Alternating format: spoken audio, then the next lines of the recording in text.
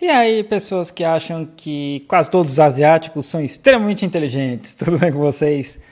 E vamos para um vídeo muito bom do Normose falando sobre o mito do japonês inteligente. Eu adiciono mais, né? Porque tem a mesma ideia com relação a chineses, principalmente na matemática.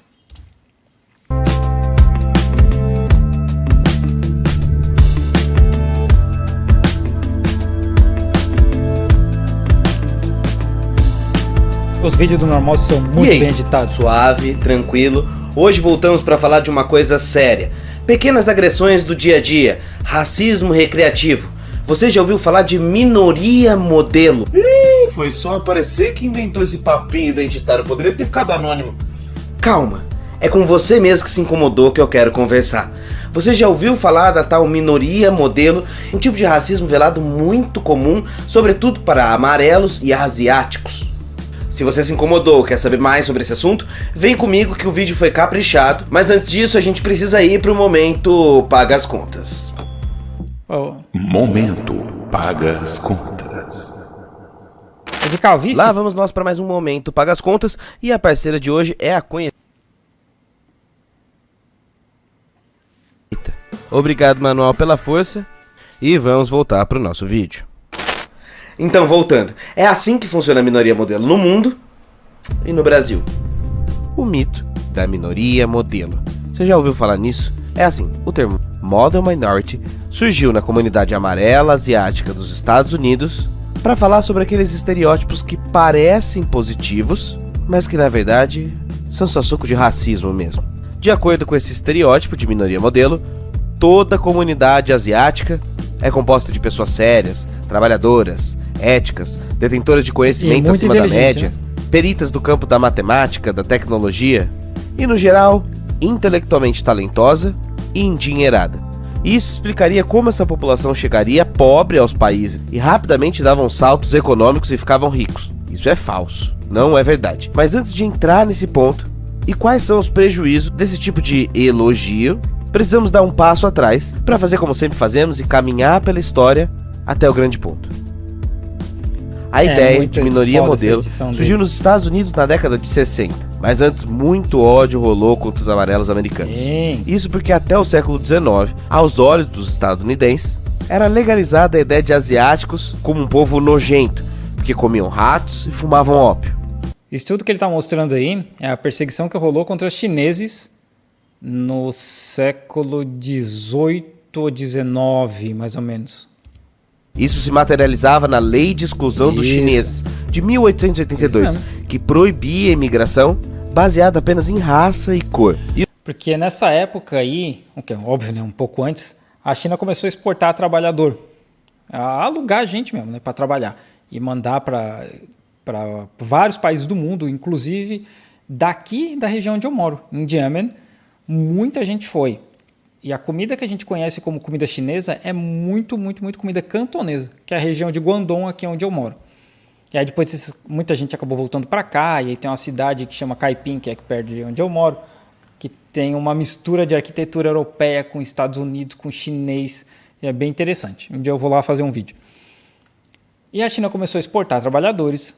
Esses caras iam para os países, trabalhavam com preço muito mais barato do que a população local.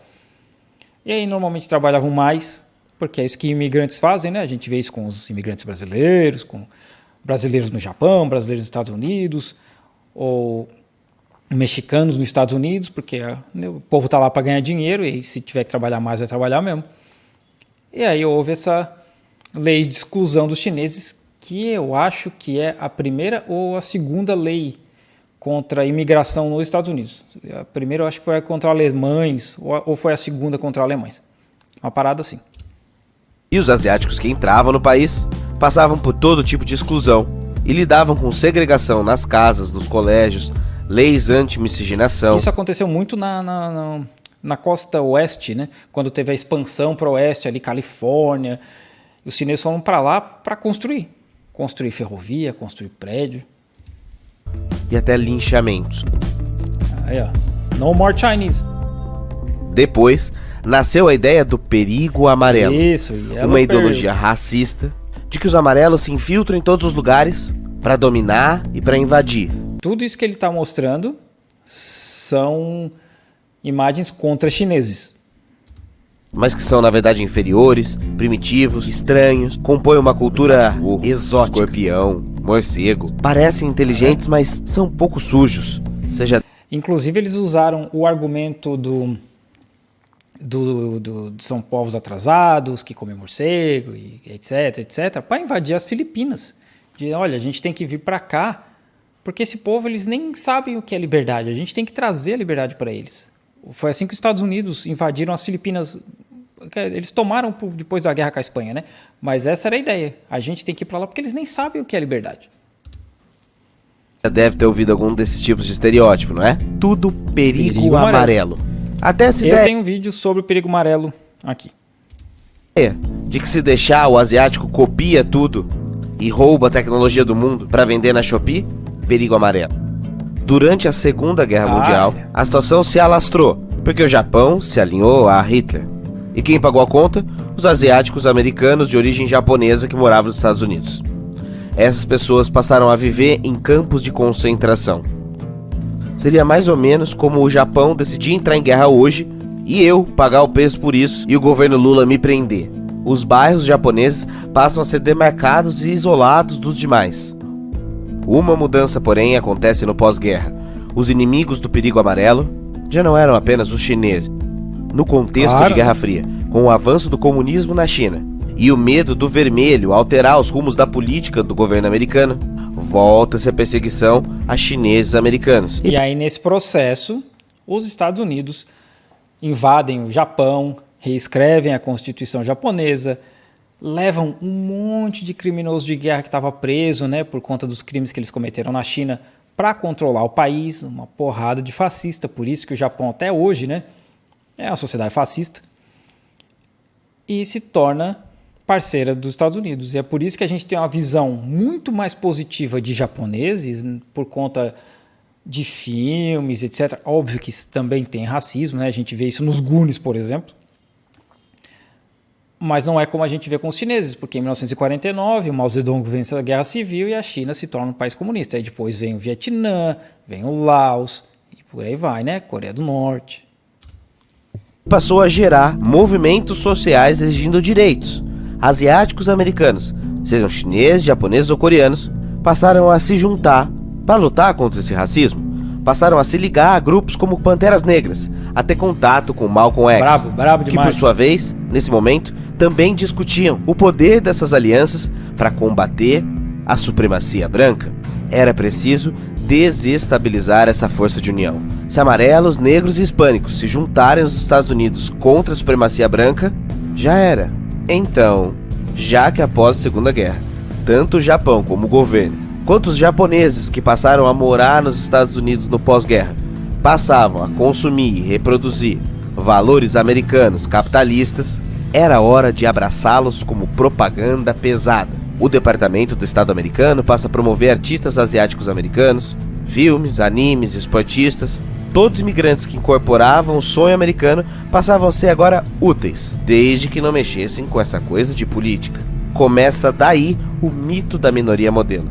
Olhando para a evolução do nível de escolaridade das pessoas, a proporção dessa população em cargos de gerência e o maior poder aquisitivo desses novos asiáticos, os novos imigrantes eram descritos como um grupo que era muito bem sucedido porque a cultura desses países era dedicada, integrada, próspera, passiva e não ousa reclamar da vida, mexer com essas coisas de movimento social.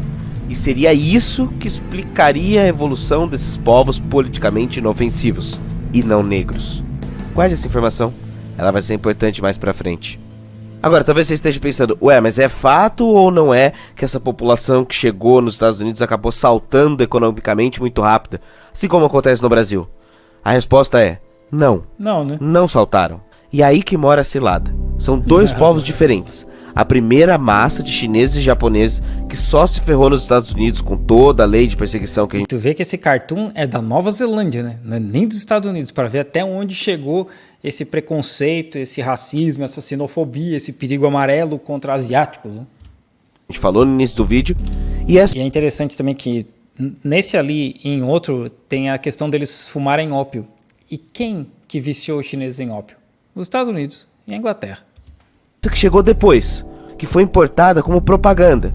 Então eram estudantes, empresários, classe média do Japão, China, Coreia, que eram convidados para empresas e universidades para estampar a nova cara do bom asiático, enquanto a massa asiática americana, ou seja, aqueles que eram pobres e perseguidos, não evoluíram. Os que já chegaram com grana e serviram o interesse americano, fizeram grana. O resto foi perseguido e continua mal até hoje. Mas o fato, o que é dado concreto mesmo, é que a pobreza do povo asiático americano é maior do que a média nacional. Mas, como eu conheço a comunidade que frequenta a internet, e eu sei que existe os pentelhos que já estão dizendo: ah, mas isso aí é coisa de yankee imperialista, o que eu tenho a ver com o americano? Ou outros dizendo: isso aí é coisa de mimimi. Calma, você tá nervoso? Aguenta o facho e segura a onda, meu revoltadinho de internet. Porque a mesma coisa que aconteceu nos Estados Unidos, adivinhe, se reproduziu também no Brasil. Arigato.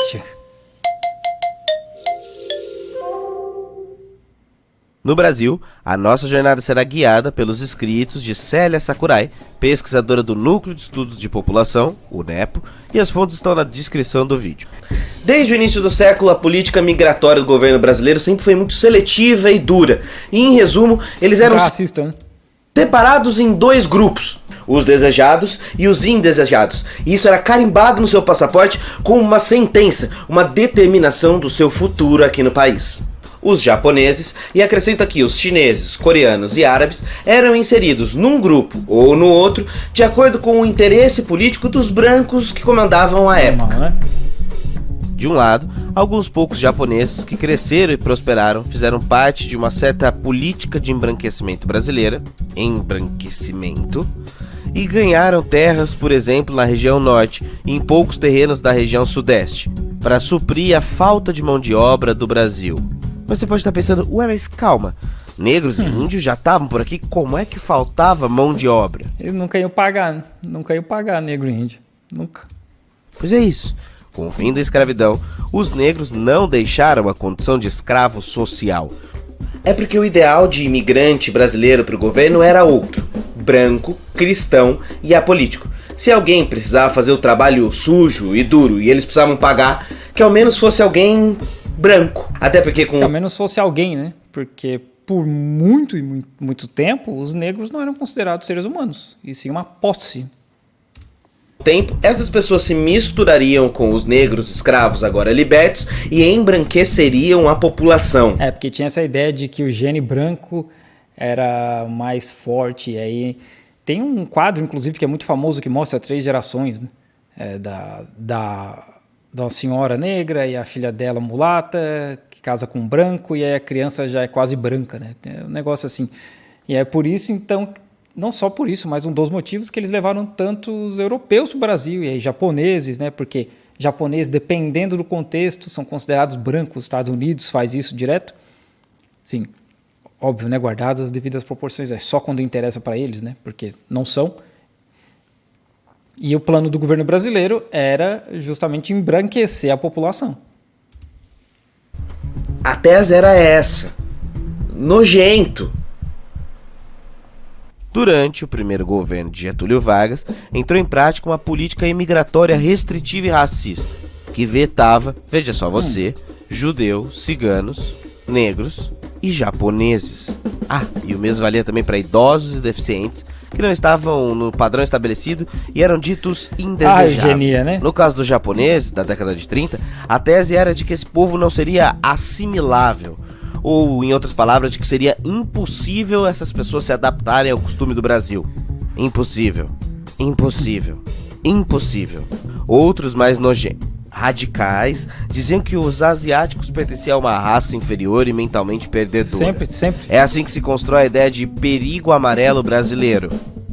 Uma ideia americana que foi importada para o Brasil em livros como O Perigo Japonês, de Vivaldo Coaraci, publicado em 1942. E adivinha, um livro suco puro de racismo que tenta trazer o jeito do japonês como manipulador e que na verdade ele queria tomar o nosso país roubando as nossas criancinhas.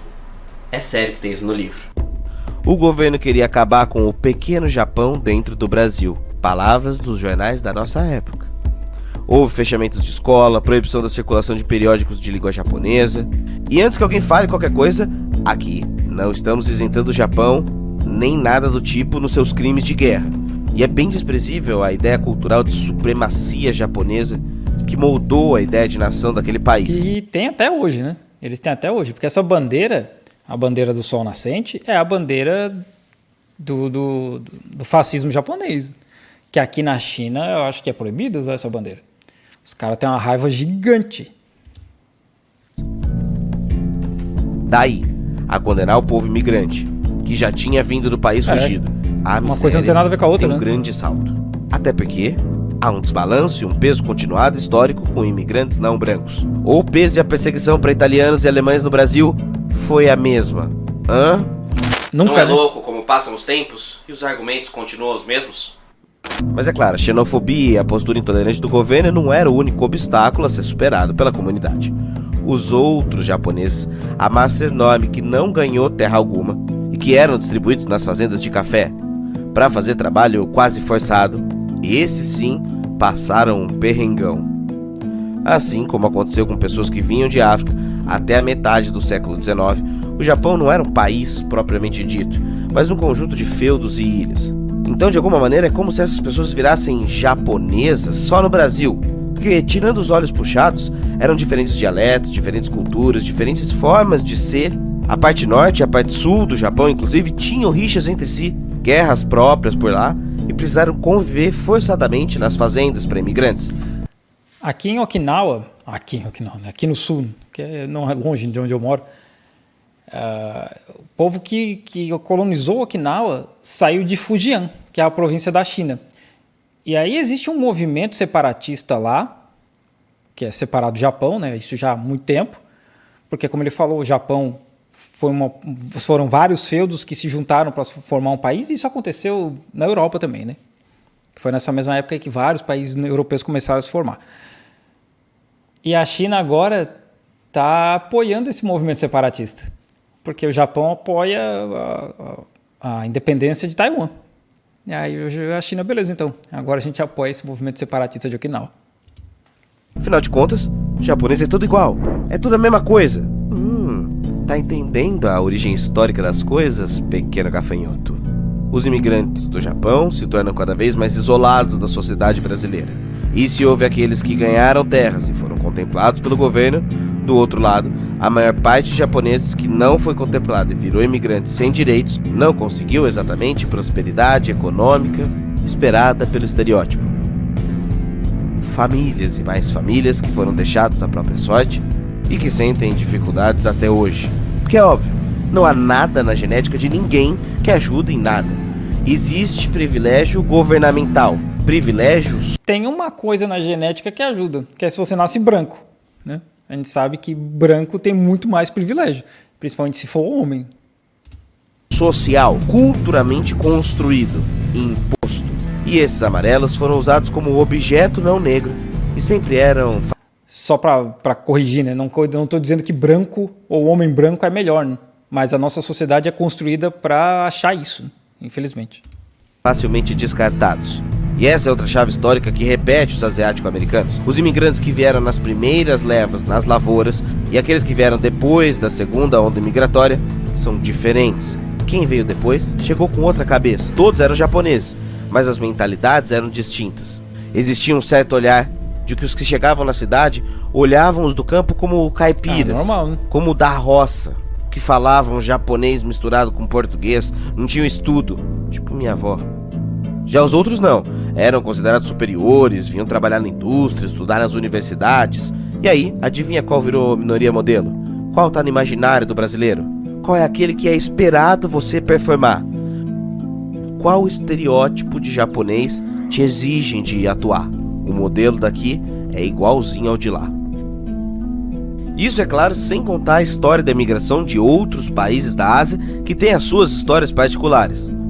Sobretudo nos casos da China e da Coreia. Japoneses, inclusive, por um tempo, precisaram se fingir de chineses porque a imigração chinesa, durante um certo período, era aceita no nosso país.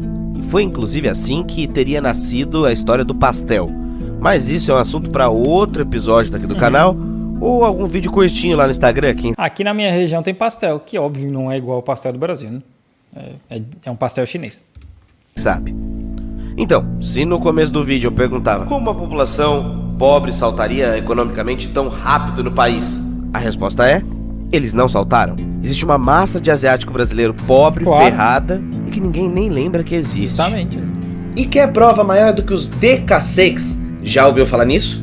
Pois é, DK6 são os brasileiros descendentes de japoneses aqui no Brasil que, não conseguindo seu espaço, precisam buscar um novo mercado. E geralmente ele está bem longe do estereótipo de japonês rico que as pessoas costumam imaginar. E aí, não conseguindo seu espaço e com um pouco traquejo social para o mercado de trabalho brasileiro, as pessoas vão ficando cada vez mais isoladas em suas comunidades e acabam tendo que migrar para o Japão, onde também não são reconhecidas. Claro. Esse sonho de fazer o dinheiro do outro lado do mundo é uma grande ilusão. Eu mesmo tenho alguns tios que estão nessa condição, no trabalho de limpeza ou montagem de fábrica, e a situação é degradante. Jornadas exaustivas, não tem feriado porque não são japoneses, não conseguem fazer amigos, o trabalho é meio que semi-escravo e não dá nem pra juntar dinheiro como era num passado remoto. No Japão, viu? Não é na China. Vive então um outro tipo de exclusão social. No Brasil, brasileiro demais para ser japonês, japonês demais para ser BR. É o velho conhecido não lugar. E ninguém fala sobre DK6, porque não interessa ao estereótipo da minoria modelo. E essa massa fica aí, sendo disputada por grupos cada vez mais conservadores, apesar de serem uma massa trabalhadora, sem grana, sem direitos e sem reconhecimento. Olha, por exemplo, esse gráfico aqui de triangulação racial. Você é brasileiro? Sou brasileiro. Japonês ou brasileiro? Japonês, é o brasileiro. Japonês ou brasileiro? Brasileiro. Quando eu estou no Japão, eu me sinto um japonês. Agora, quando eu vou pro Brasil, eu me sinto um brasileiro. Desde que eu estou aqui no Japão, eu sou brasileira. E quando eu vou pro Brasil, eu sou japonesa. Sou Nisei. O senhor sabe me responder se é japonês ou brasileiro? O senhor é japonês ou brasileiro? Eu sou Nisei, né? É só isso aí. O senhor é japonês ou brasileiro? Eu sou mais meio a meio, né? Como diz o outro, né? Você é o quê? Nisei, Sansei, Yonsei? Não sei. Não sei. Então, se num primeiro momento ser minoria modelo parece ser um estereótipo positivo, ele é até a página 2. Depois vira um fardo pra quem carrega tudo isso, mesmo pra quem nunca ouviu falar de minoria modelo. Isso porque esse tipo de estereótipo deixa essas pessoas cada vez mais vulneráveis. E o que mais tem é gente que passa a vida tentando performar, imitar e se encaixar num estereótipo só porque foi dado aquele papel pra ela. Tentar se moldar socialmente pra agradar as pessoas à sua volta. Aparentemente, nós servimos como superior e inferior de acordo com aquele que quer nos estereotipar. Eu não sei se você notou, mas esses estereótipos sempre se constroem numa lógica de desumanização do outro. Porque primeiro, coloca o indivíduo num lugar de excelência e pressão desnecessária, que não existe, nada menos do que o excelente. O Ip Man, que é o cara que treinou o Bruce Lee, é daqui de Foshan. Não sei se na época chamava Foshan ainda, ou já chamava Foshan, não sei. Mas é daqui, na verdade, lá. Que é uma cidade aqui do lado. E aí ele mudou para Hong Kong. E aí lá que ele treinava o Bruce Lee. E é claro, um japonês sempre representa todos os asiáticos do Brasil. Por exemplo, quando Kim Kataguiri fala merda, e não é pouco tempo que o Kim Kataguiri fala merda, isso espirra em toda a comunidade. Eu acabo sendo marcado pra dar opinião sobre isso. E o que eu tenho a ver com o Kim Kataguiri? Aliás, eu devo ter alguma coisa a ver com o Kim Kataguiri. Eu devo ser o anti-Kim Kataguiri, no máximo isso. Mas entende onde eu quero chegar? Aparentemente, minorias não podem errar, porque senão ficam marcadas. E aparentemente, só há um jeito de agradar toda a comunidade: cumprindo as expectativas do modelo que esperam de você. Somos tratados com a branquitude condicional, uma identidade que se define principalmente pelas ideias que os outros esperam de ti e não sobre aquilo que você É isso que eu tava falando antes. é mesmo. Quando interessa, coloca num lugar ou no outro. Tá confuso? Eu vou desenhar para ficar mais claro. Vou falar da minha vida. Esse print aqui é um clássico e eu amo. Essa pessoa aqui foi um stalker que eu tinha há um tempo atrás, que ameaçava sempre vazar os meus dados quando eu era anônimo. Oi, Normose. Agora eu tenho certeza de que a esquerda consegue deixar o descendente japonês burro. Por que se divorciou? Faltou Zarapatel? Note que interessante a imagem que ele constrói. Eu sou inteligente, desde que concordando com ele. Se não, assim que der, ele vai me destacar. Você é japonês e é burro? Calmo, tranquilo, zen. Não pode falar gesticulando muito as mãos, senão você é burro em dobro. Japonês, falso. Eu nunca vou entender porque existe tanta regra social idiota. Eu nunca me casei. Ele inventou esse divórcio aí quando me stalkeava, porque me confundiu com outro Ken. Porque lógico, só existem 2 Kens no mundo. Ou esse, ou esse. E se não era o loiro, então só podia ser eu. Afinal de contas, japonês é tudo igual. E o Zarapatel? Bom, eu não sei como diabos ele chegou nessa história de Zarapatel. Mas você nota que isso reproduz uma ideia de imigrante infinito? Você notou que abrimos o vídeo falando de 1900 e continuamos com os mesmos estereótipos e problemas? Os chineses que chegaram em 1800 e pouco continuam sofrendo diferenciação? Como se eles não fossem brasileiros pra cá. São 120 anos no caso dos japoneses, quase 200 no caso dos chineses. São povos brasileiros. A quantidade de influência na nossa cultura que já foi absorvida, tipo isso, ou isso. A Sabrina é a japa mais famosa do Brasil. É verdade. E ainda assim, continua como minoria de estimação. Quando é aquela que segue os valores corretos, ou que podem ser lidos como brancos da sociedade, tá beleza. Mas basta que saia uma linha pra fora, que vai ser diminuído por quem você é. Isso é horrível pros dois lados. Se você se esforçar e fizer o certo, só conseguiu porque era asiático. Mas se não conseguir e quiser seguir outra coisa fora do estereótipo, ouvirá: ué, mas japonês não entrou em medicina? Japonês foi fazer arte? História? Tem algo errado aí. Pense, por exemplo, em quem pensa em ser ator. Quantos brasileiros asiáticos você já viu fazendo papel difícil, de personagem né? principal? Difícil. Pouquíssimos, não é? Isso porque asiáticos no Brasil estão condenados a fazer tipo aquele personagem Japa, Coreia, China, aleatório, genérico. Ou seja, se você não tá no estereótipo, há pouquíssimo espaço pra você. Parece que o que você é tá escrito... Inclusive o Data dos Goonies é um ator vietnamita. Se eu não me engano, ele é vietnamita. E aí tudo no mesmo tempo, no mesmo lugar ao mesmo tempo, ele faz um chinês. Eu não lembro se nesse filme ele fala cantonês, mas eu lembro que a atriz que ganhou o Oscar, Michelle Yeoh, que é da Malásia, se eu não me engano é da Malásia, ela fala cantonês no filme. No seu genes, não tem como fugir. Que condenação desgraçada. E assim, eu não achei dados brasileiros, porque parece não haver muita pesquisa sobre isso. Mas nos Estados Unidos, a taxa de depressão e suicídio é bem maior entre asiáticos americanos. E parando pra pensar, muitos asiáticos acabam comprando o mito da minoria modelo e passam a reproduzi-lo, atuá-lo, mesmo que não combine com eles. E eu com certeza me encaixei nisso até um momento da minha vida. Ou, por exemplo, a própria comunidade brasileira de japoneses, que é muito conservadora, que tenta se encaixar nos estereótipos, rir das piadinhas, performar aquilo que esperam deles, e isolados, acabam abraçando os piores tipos de ideologia e as ideias mais rasas que se tem por aí. Porque afinal de contas, ele tem que trabalhar, não pode pensar nisso de política. E agora vem o ponto mais sério desse vídeo. No final, o mito serve muito para perpetuar racismo contra negros. E é por isso que eu decidi fazer esse episódio. Porque aqui mora a maior cilada.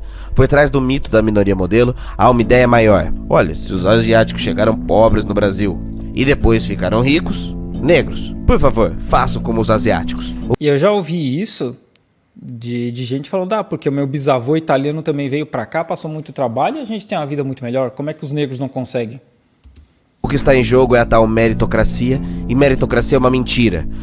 Lá nos Estados Unidos, os conservadores passaram a usar esse tipo de discurso para justificar cortes em programas sociais para afro-americanos, dizendo que, os asiáticos conseguiram, por que vocês não conseguem? Perpetuando o tal do racismo que está na estrutura, que está onde compõe toda a sociedade. Inclusive dentro da própria comunidade asiática isso acontece. Se fazer de capacho. E mesmo pessoas racializadas podem acabar achando que isso é normal, que todo mundo sofre preconceito e que é assim mesmo. Não, isso é normose.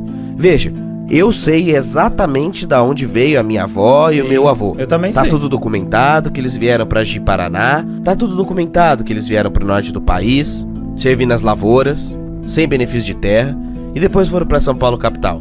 Agora imagine os descendentes de negros no Não tem. país. Na África existem 56 países. Não tem. Dentro de cada país africano, centenas de etnias diferentes. De qual lugar da África cada um veio? De qual existe, não etnia existe. veio seu avô e a sua avó se você for negro? Raríssimos são os que têm a oportunidade de responder essas perguntas, porque não há como lateralizar e equiparar o sofrimento histórico Não. dessas duas raças. O que os une é a opressão, mas em níveis muito diferentes. E foi percebendo isso que negros e asiáticos dos Estados Unidos estiveram tão juntos nos direitos civis americanos. Faz supremacista branco tremer. Why doesn't anybody talk about that? You know what this is, mister? You know what, Uncle Sammy? This is all your fault. Get out of my room. Whoa, watch the hair. No Brasil, a falta de discussão política e de literatura científica sobre minoria modelo brasileira reflete na falta de discussão sobre identidade e representatividade desses asiáticos e de como essas comunidades acabam reproduzindo os racismos da sociedade. Então e você? O que você acha que é preciso ser feito? Conversar por aí, falar, compartilhar o assunto, passar a ler? Eu não tenho um cardápio ou uma fórmula final. Tudo depende do referencial de onde nós estamos. Então, apesar dessas discussões mais profundas e sutis que a gente pode ter, o que precisa ficar claro, porque é velho, ultrapassado, antigo, é essa ideia do burro e do inteligente a partir de uma ideia de raça. A gente pode ser tão burro e tão estudioso quanto vagabundo e eficiente, independente da cor dos olhos. É pelo direito de ser burro que esse vídeo também existe. Pelo direito de errar sem ser marcado. Pelo direito de que nenhuma pessoa seja cobrada a partir do seu estereótipo. Não é o formato do olho, do corpo ou da pele que define isso. Será que isso é mesmo um papo de identitário ou são pessoas querendo finalmente o seu direito pela existência? Geralmente, quando eu faço episódio com esse tipo de assunto, aqui embaixo lota de conteúdo, de comentários de experiências pessoais e fica bonito para que outras pessoas possam ler e entender que há diversas vivências e diversas descobertas sobre esse assunto, inclusive discordando sobre o assunto. É isso que faz a pluralidade das ideias e é isso que a gente defende. Então, vamos conversar. Se você gostou desse vídeo ou acha que ele de alguma maneira te fez refletir, te fez pensar ou te ajudou de algum modo, então você pode nos ajudar de volta com like, inscrição, sininho ou ainda com o Pix, que mantém tudo isso aqui existindo, ou ainda a novidade, a nossa lojinha. Sim, agora no Normose tem camisetas, meias e a nossa coleção Burnoutinho. Eu tô apaixonado pelo Burnoutinho. Corre lá pro nosso site, normose.co, que agora também você pode se inscrever para não perder mais nenhum vídeo e a gente poder tocar o terror nesse algoritmo. Eu espero que você tenha gostado. É nóis, fica suave, até a próxima e falou! Os vídeos do Normose são bons demais, cara. Nossa senhora. A edição também, eu não sei se é ele que edita, né? Mas é um absurdo. É isso aí, gente. Assistam também meu vídeo do Perigo Amarelo, que eu falo mais sobre como é essa questão aqui na China, e continuem assistindo ao Normose.